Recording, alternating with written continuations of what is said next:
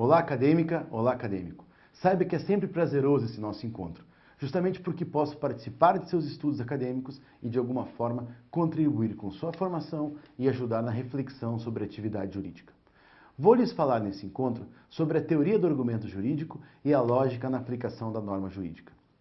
A teoria do direito estabelece, eminentemente para fins didáticos, uma divisão no trabalho do operador do direito.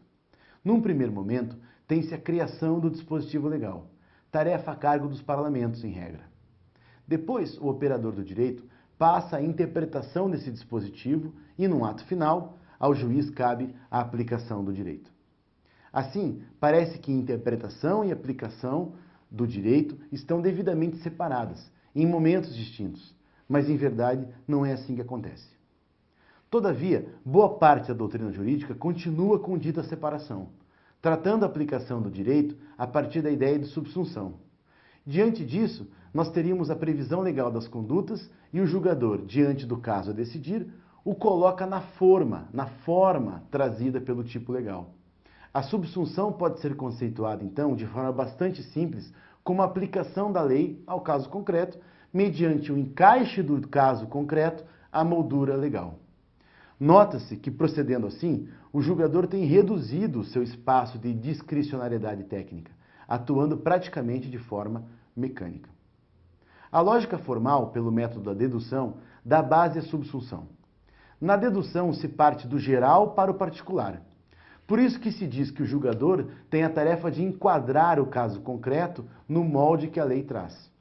No entanto, não poucas vezes o caso é maior, mais rico que o modelo estampado na lei.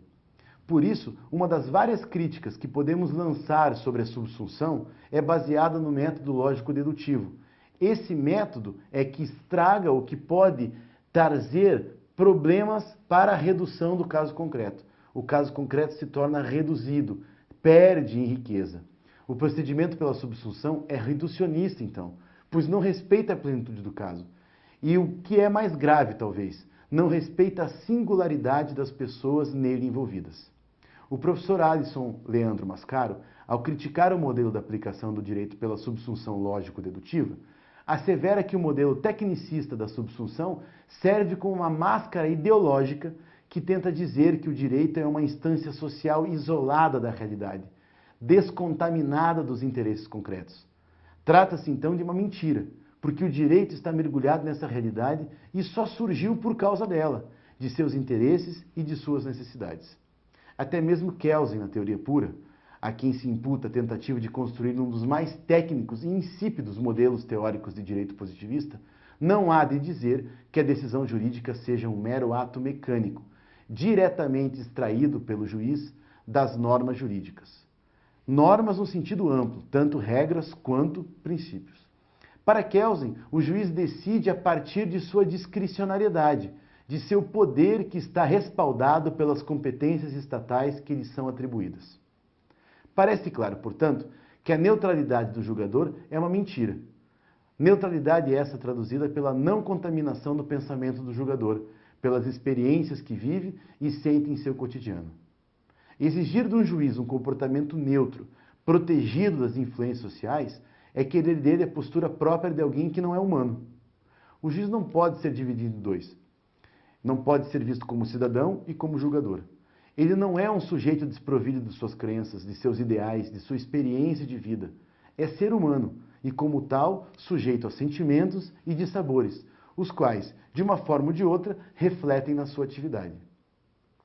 Mesmo diante de crítica tão contundente, grande parte do pensamento jurídico ainda aposta nesse modelo.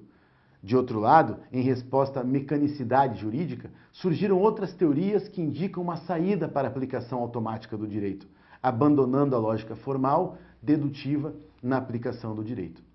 Buscam tais teorias na argumentação a alternativa para o mecanicismo da atividade jurídica. Acompanhem comigo, então, a confirmação dessa reflexão nas palavras de Alisson Leandro Mascaro.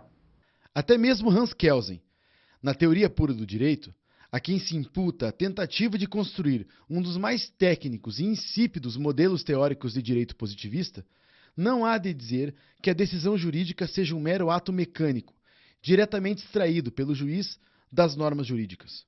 Para Kelsen, o juiz decide a partir de sua discricionariedade, de seu poder que está respaldado pelas competências estatais que lhes são atribuídas.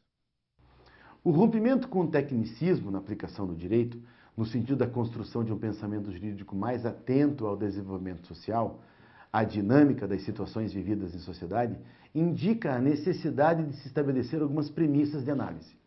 A primeira se liga ao fato de que o operador do direito não é neutro, como eu já disse. Soma-se a essa premissa outra. A decisão judicial é exercício de poder. E aqui não podemos nos esquecer do filósofo francês Michel Foucault, que nos explica que as relações sociais são relações de poder. As relações travadas em família, que segundo ele é uma das mais envolventes e castradoras, as relações de amizade, as relações profissionais, todas, enfim, são lastreadas, baseadas no exercício de poder. Daí é que se pode conceituar jurisdição como o poder de dizer o direito no caso concreto. Jurisdição é poder. Na repartição do poder estatal, coube ao judiciário a resolução de conflitos que lhes são trazidos pelas partes. Outra premissa de raciocínio é aquela que indica que a comunicação se dá pelo uso da linguagem. O ser humano se comunica, no mais das vezes, por meio da linguagem, escrita ou oral. Justamente por ser produto da atividade humana, o direito igualmente se manifesta por meio da linguagem, uma vez que os procedimentos judiciais são verbalizados, sejam escritos ou orais. A comunicação jurídica, em suma, se dá por meio da linguagem. Partindo-se dessas premissas, a atividade judicial se caracteriza pelo exercício de poder na solução do caso concreto, cujo núcleo está na articulação da linguagem. Sabe-se também que, em democracia, todo poder deve ser controlado, para que dele não se faça uso arbitrário, e sendo a atividade judicial exercício de poder, o controle das decisões judiciais é feito pelas instâncias que se sobrepõem, tendo por base a fundamentação. Assim, a argumentação ganha relevo quando do juiz se requer um fundamento para decidir, pois cabe-lhe convencer a sociedade e as instâncias superiores de controle da correção da sua decisão. A argumentação, entendida como base da fundamentação, é o que se exige do julgador, para que se não tenha uma decisão sem o devido embasamento, afastando-se assim a arbitrariedade, e que seja mais do que uma aplicação mecânica da lei. O caso concreto é necessário, para que seja resolvido, uma aplicação dinâmica, por conta da riqueza dos fatos ocorridos em sociedade. Assim, tendo por base o ordenamento jurídico e o caso a ser decidido, o julgador procede à análise da situação e justifica, saindo da mecanicidade, portanto, da sua decisão. O julgador, quando decide, escolhe. Não o faz com base na discricionariedade pura, como aquela do começo do direito administrativo, mas na discricionariedade técnica. E para convencer a sociedade de sua escolha, argumenta, a fim de se ter a devida fundamentação da decisão, sem a qual não há validade no seu julgamento. Interessante, não? Bom, sabe-se que o julgador, quando decide, tem que escolher. E é para isso que esse profissional, o julgador, tem essa função, a função de julgador.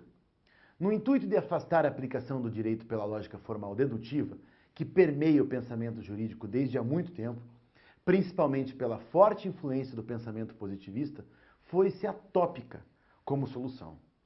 Cabe aqui lembrar que a aplicação lógico-dedutiva do direito baseou-se nela e formou-se por ela muitas barbaridades, tudo em nome da validade formal da lei. Regimes de exceção se estabeleceram sob o manto da aplicação mecânica do direito, que não possibilitava a discussão do conteúdo das leis. Não se podia atacar a lei, a não ser pelo aspecto formal. Nenhum movimento em relação ao seu conteúdo era permitido, em nome da completude do ordenamento. As lacunas ditas ideológicas deveriam ser combatidas, e a decisão que não aplicasse a lei, sob o argumento de sua invalidade não pelo aspecto formal, deveriam ser rechaçadas e outra decisão posta em seu lugar. Por conta dessa mudança de pensamento, rompe-se com a ideia de que o direito se estrutura a partir de procedimentos racionais, para se concluir, tal como fez Perelman, por todos, que a estrutura do direito se forma sob procedimentos razoáveis. Os operadores do direito se expressam por argumentos próprios, numa estrutura de pensamento própria, e não universal. Isso ocorre pelo fato de que o caso a ser solucionado é, em verdade, particular em relação aos demais. A lógica jurídica deixa de ser formal dedutiva para se tornar a lógica do razoável. A mera subsunção, centrada no raciocínio lógico, dá lugar à argumentação, na perspectiva da dialética, do pensamento construído pelos debates, pela apresentação das teses contrapostas pelas antíteses, do debate entre teses e antíteses, temos, enfim, a síntese, o resultado, absolutamente baseado na argumentação. Muitos explicam que o raciocínio dialético tem como pedra de toque a tópica, pensada desde Aristóteles, cuja explicação encontra substrato nos topoi, ou seja, os lugares comuns de aceitação majoritária, a partir do convencimento. Assim, a tópica aristotélica se apresenta como resposta à frieza e à falta de compromisso da estrutura jurídico-lógico-formal. Podemos então entender, segundo nos explica Alisson Leandro Mascaro, que o reconhecimento da argumentação no fenômeno jurídico moderno como uma lógica tópica aristotélica demonstra que o direito não é um mero automatismo mecânico de aplicação de normas, regras ou princípios, enfim, a casos concretos.